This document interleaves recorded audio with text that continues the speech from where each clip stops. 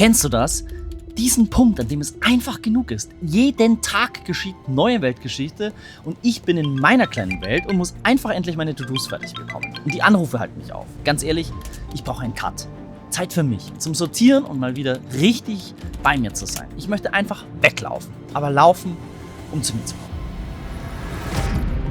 Ich weiß, dass ich nach Santiago pilgern könnte, aber das ist irgendwie wahnsinnig aufwendig und so viel Zeit habe ich ehrlich gesagt nicht. Irgendwas direkt vor der Haustür wäre gut, aber auch weit genug weg von zu Hause, irgendwo, wo ich noch nie war. Ich habe im Internet entdeckt, dass das Mühlviertel in Österreich viele Pilgerwege hat und das ist ja nur 3 Autofahrtstunden weg von München. Bevor ich loslaufe, bin ich mit einer Expertin von Pilgern, Christine Dittelbacher, verabredet. Mich interessiert, was Pilgern eigentlich in ihren Augen überhaupt bedeutet.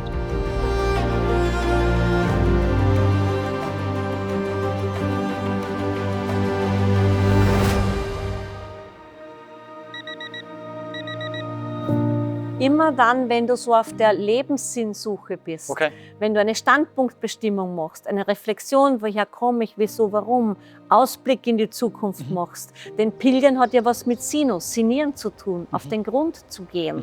Also nicht nur zu wandern und zu laufen wegen der Landschaft, sondern diese Eindrücke aufzunehmen und mit denen zu arbeiten oder zu spielen, damit es leichter wird, das Leben. Okay, jetzt gibt es eigentlich keine Ausreden mehr. Wir haben gehört, Pilgern ist gar kein Hexenwerk und auch keine Prüfung, für die man heilig sein muss oder wesentlich groß vorbereitet sein muss. Es ist einfach nur eine Entscheidung, den ersten Schritt machen und schauen einfach, was passiert. Und genau das mache ich jetzt. Ich starte jetzt in meinen Tag. Christine, danke für deine Zeit. Ich wünsche dir alles, alles Gute und vor allem Wegerfahrungen, die zu dir und deinem Leben passen und die dich reicher machen im Herzen. Danke, Christine. Jetzt geht's los.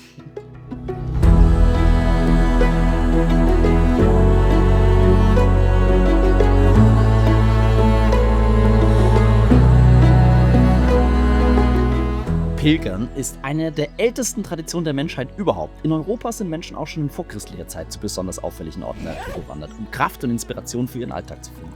Das organisierte Pilgern entsteht dann in der Antike, als jüdische Gläubige zu Fest nach Jerusalem wandern. Viele der berühmten Psalmen aus der Bibel sind eigentlich Bittgebete der Pilger. Diese Pilgertexte werden in Klöstern wie in Stift Schlegel bis heute jeden Tag gebetet. Schlegel liegt auf einer historischen Pilgerroute, dem berühmten Jakobsweg. Der läuft von Böhmen bis nach Spanien. Mittlerweile sind im Mühlviertel aber auch kürzere Pilgerwege entstanden, die gut in 1 bis 3 Tagen machbar sind. Beim Wandern komme ich an ganz besonderen Orten vorbei. Traditionelle Granithäuser und alte Mühlen, knorrige geschützte Bäume und Bachläufe wie aus einer Naturdoku. Die Natur hat ja eine ganz eigene Mystik. Das liegt auch am Kloster, das seit seiner Gründung 1218 diese Landschaft bewirtschaftet. Ich bin gleich mit einem Chorherrn verabredet, der mir die Stiftswälder zeigt.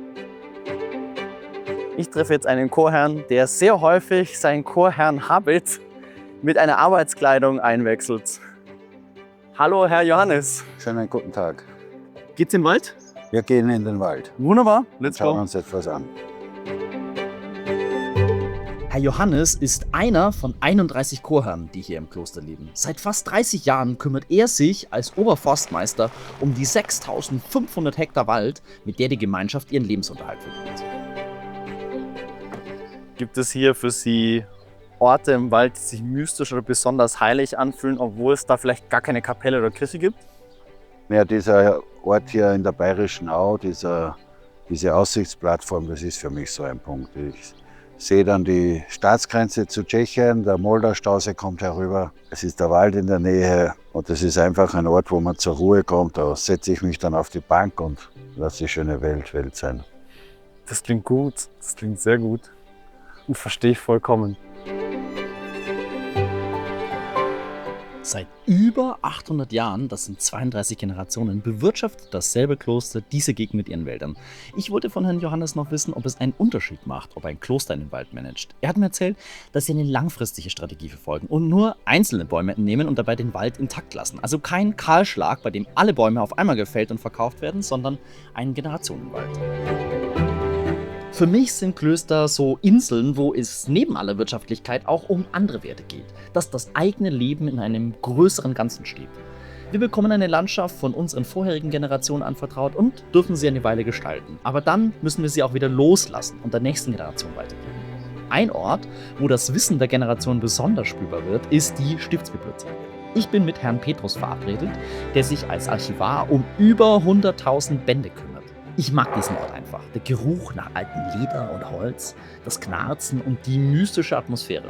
Das Kloster hat über die Jahrhunderte nicht nur Bücher über Theologie und Geschichte gesammelt, sondern auch naturwissenschaftliche Werke über die Erde. Verschiedene Karten über die Landschaft drumherum, aber auch Bücher über Obstanbau und Werke mit präzisesten Abbildungen von heimischen Gräsern.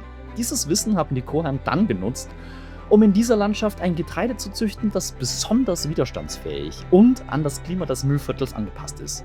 Der Schlägler Roggen, den es seit 1900 gibt und der bis heute auf den Feldern des Klosters angebaut und schlussendlich zu Bio-Beeren verarbeitet wird. Mich beeindruckt, wie stark sich ein Kloster, das sich nicht einfach auf den Weg machen kann, sondern immer am selben Ort ist, mit der Umgebung beschäftigt und nachhaltige Wege findet, diesen Ort produktiv zu machen. Ich zeige dir jetzt einen geheimen Einblick, den du sonst nicht zu sehen bekommst. Hinter einem barocken Gemälde, auf dem ein Bibliothekar gemalt ist, der so tief in Büchern steckt, dass sie quasi seine zweite Haut werden, versteckt sich ein geheimer Aufgang zur Empore. Und den gehe ich jetzt mal rauf und nehme dich mit zu diesem Secret Spot. Ich gehe jetzt ins Herzstück des Klosters, die Goldene Kirche. Pflichtprogramm natürlich für jeden Pilger. Über Jahrhunderte haben hier die Chorherren und die Menschen der Umgebung einen Ort geschaffen, der voller Kunst steckt. Ich treffe Abt Lukas und möchte von ihm wissen, was diesen Ort so ausmacht. Häuser waren niedrig, finster und plötzlich kommst du in eine hohe, strahlende, lichtdurchflutete Kirche und die gehört allen. Ja? Also diese Welt, sie kündet einfach wirklich auch vom Schönen und wir leben vom Schönen. Glaube lebt auch vom Schönen. Was ist dem Kloster denn wichtig, wenn Besucher und Pilger hierher kommen? Wir möchten Menschen immer auf ihren Lebensweg abholen, dort, wo sie stehen.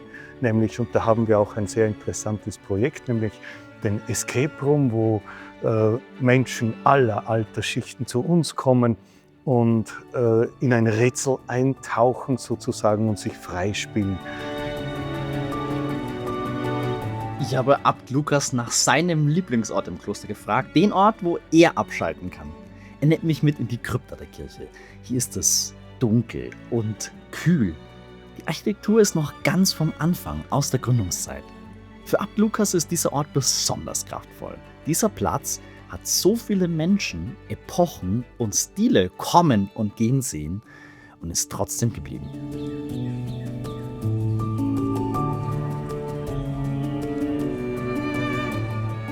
Es ist Zeit fürs Gebet. Bis zu 5 Mal am Tag unterbricht die Klostergemeinschaft ihren Alltag. Eine kurze Verschnaufpause, um sich herauszunehmen und wieder neu auszurichten. Das ist für mich irgendwie wie beim Pilgern.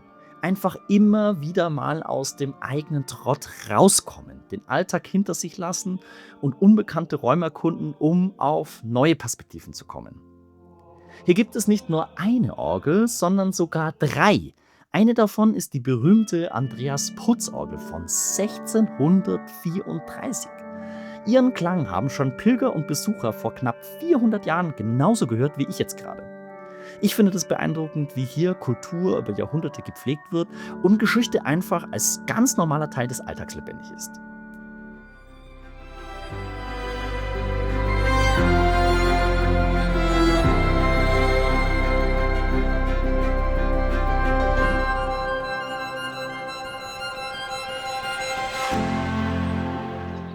Ich habe heute ein paar Kilometer in den Beinen, aber dafür fühlt sich mein Kopf so richtig leicht an wie schon lange nicht mehr.